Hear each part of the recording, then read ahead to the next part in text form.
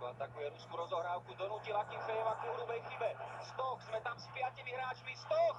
Gól! Gól! 27.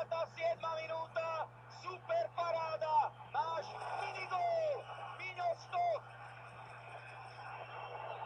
Igor Akinfejev urobil hrubú chybu pri rozohrávke s Vasiliom Berezuckým a naša prvá pološanca sa premieňa na vedúci gól v Moskve.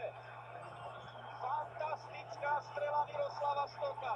Ukázal teraz špecialitu, ktorú tak výrazne operoval v predchádzajúcej sezóne holandskej Eredivisie. Vo farbách majstrovského Twente Enschede.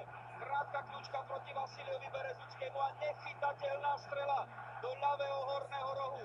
Vyhrávame v Moskve. Stochová strela bola ešte mierne tečovaná Berezuckým, ktorý si takto nerozumel so svojím dlhoročným spoluhráčom z reprezentácie a z klubu z CSKA Moskva s Akinfejevom. A vyhrávame 1-0.